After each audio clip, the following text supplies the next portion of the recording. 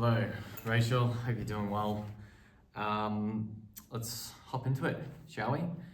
For the first week, I remember that we covered the aliens and discovering all the different parts of our body, and I remember that being really helpful in sort of leading into this semester with the sort of mindset of discovery, of curiosity, rather than judgment or prejudice or anything like that. Not that I had any before, but just to sort of reinforce that idea of curiosity for embodying a truthful accent, which we also talked about respect in embodying accents truthfully, not mocking them, but seeking to portray truth as we discover these accents.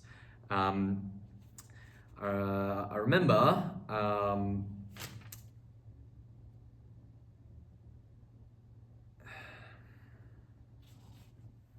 that's right. So, after the first couple of weeks, we were more thinking about,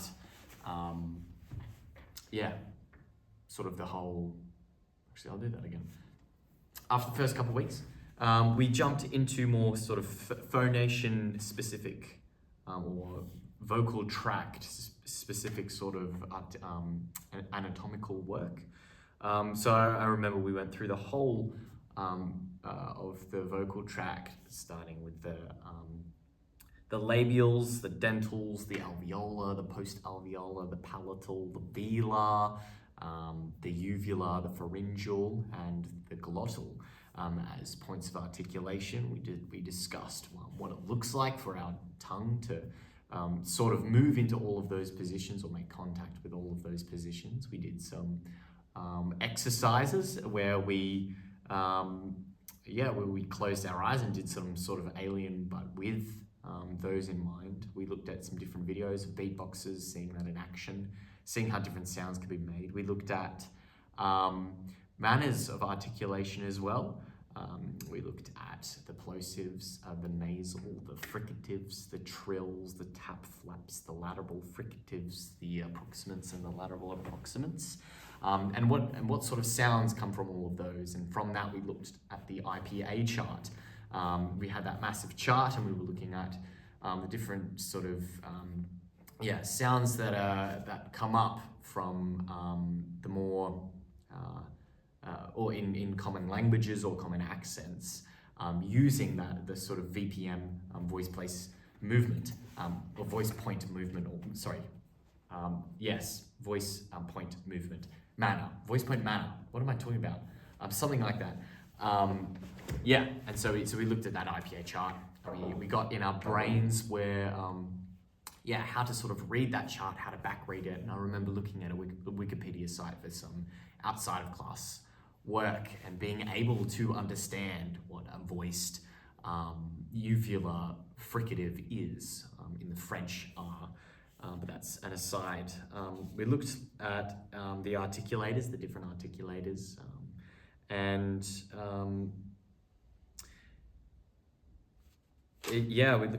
we did different things about, we had some sort of different analogies to help us as well with these points of articulation and manners of articulation. So for manners, we looked at rocks in the Sound River, some sort of dam bursting, a sluice, a paddle streamer, single oar stroke, white water, things like that. And that was really helpful. We covered some basic sort of general notes, like, pulmonic means breath-driven, non-pulmonic means non-breath-driven, so such as clicks and different things where accents might be useful in there. And then we started jumping into the 4 pillars of an accent, which are prosody. This is not in order. Actually, I'll do it in order. People, posture, prosody, and pronunciation. And that includes, for people, it includes getting into the psychology of what it means to live in the area where this accent is from, what it means to be a person with this accent, how they think of themselves, how they think of others, and how that influences their bodies. For posture, we're looking at the way people hold their mouths, how they manipulate the facial muscles. Oh, that's something I forgot to do. We did Gurn dancing as well, which was really, really fun. We isolated different muscles in our faces. We got some diagrams up of all the different muscles around, and we practiced isolating them. We practiced dancing to different pieces of music to try and target really specific muscles. We talked about going to mouth gym, where we can work everything as much as possible to make it as malleable and useful and fluid and free to embody all different shapes and sizes for different accents as possible. So that's for posture. And then for prosody, we looked at the musicality of the voice. Lots of different accents have lots of different musicality, the rhythms of speech, emphasis, syllables, stress timing, articulation, and then finally pronunciation. We looked at different lexical sets, how different vowels sound, consonant habits as well, tendencies, key sounds that are really specific to that accent. And then after that, we jumped straight into the American accent. We talked a lot about what it means to be an American. We talked about people of being direct, emotionally expressive and confident as the three keys of the people pillar.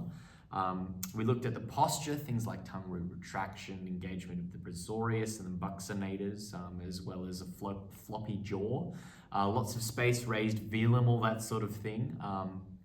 And then we looked at how that's lots of breath as well, lots of breath driven. We looked at how the confidence and emotional expressivity and their opinion being deserved to be heard influences all of that open space and all of the resonation that's available. We looked at the prosody of how they talk and talk and talk and talk and talk, how they used volume to emphasize instead of pitch.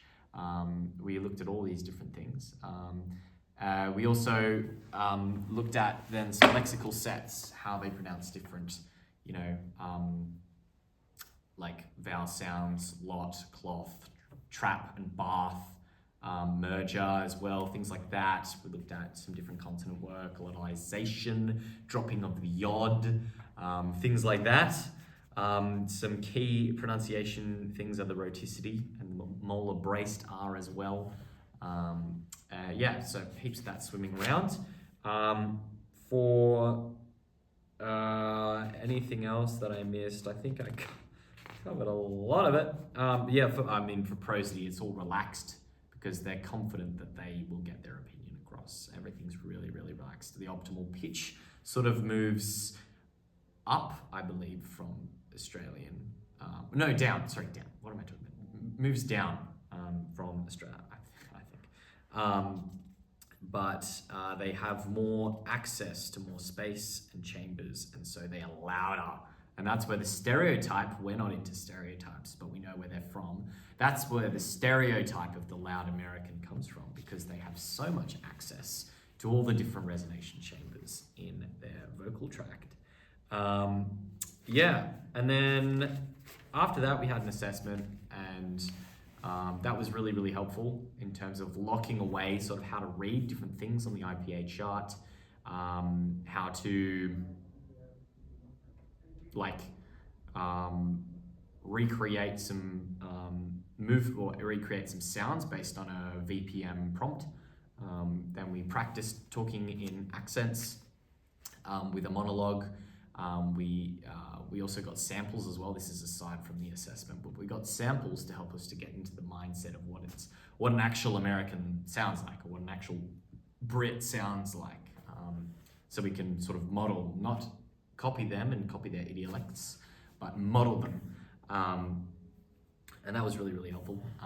And then we free spoke in the American accent for a minute. That was really good. Okay, moving on into British. So we talked about British, talked a lot about class, the class systems and everything like that, and how that sort of impacts the way that they think of being of the mind and not of the body. Maybe this is like another assessment that I'm doing right now, but I'm just going to keep going.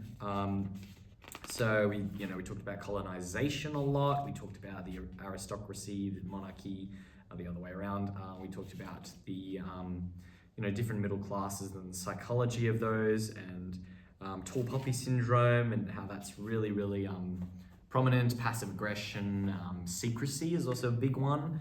Yeah, we talked about all that sort of stuff and how that and how your voice is meant to sound beautiful if you're in the higher class, like a bird. And so then we talked about posture.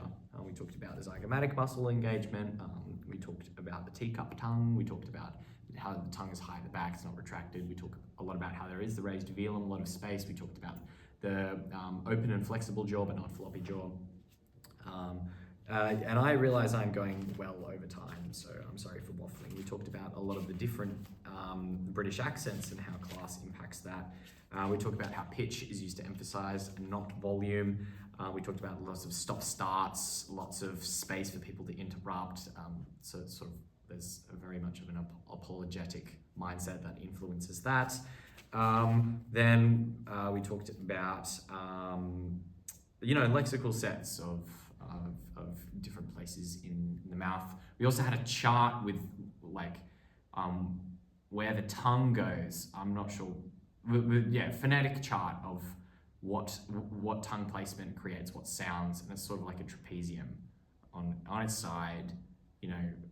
Like an E sound. E is like right up the top, and then an O is like right up down the back. And then sort of we've learned a monologue for that, and that's been really, really helpful. I don't know if I did this right, but we've learned a lot this semester, and my head is kind of full. So thank you.